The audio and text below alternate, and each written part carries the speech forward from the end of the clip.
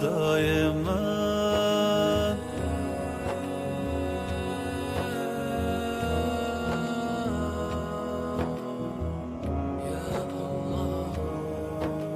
یا رب خدای من.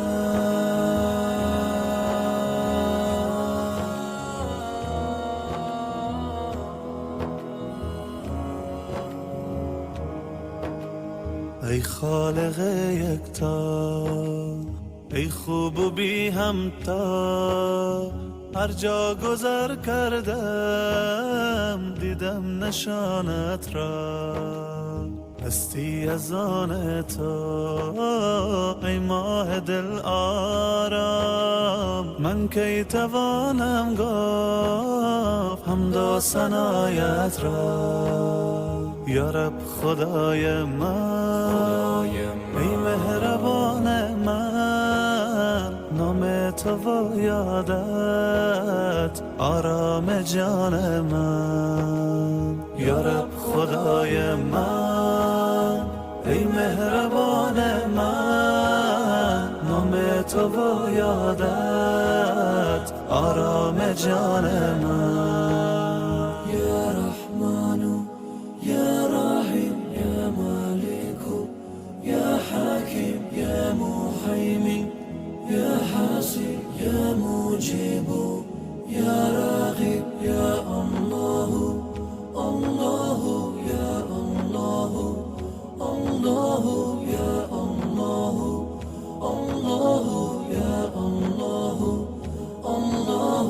تو خالق دشتا که و بیابانی، رحیم و رحمانی، خدای سبحانی، بخشنده و دانا، محبوب خوبانی. دارم به تو امید وقت پریشانی.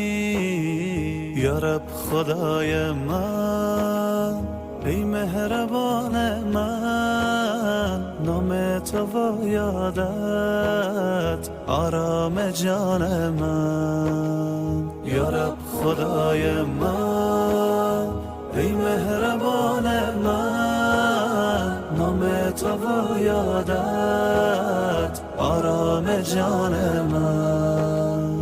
ای خالق منان، خدای انساجان، درد مرا درمان، رنج مرا پایان. ای یار مظلومان، پناه اغجویان، پرورده ای ما را از لطف و از احسان. کلام پر مهرت بهار جان ماست، ذکر و مناجات ورد زبان ما. دستم بگیر یا رب، در هر زمان هر جا، بر راه من افروز نور هدایت را. یا خدای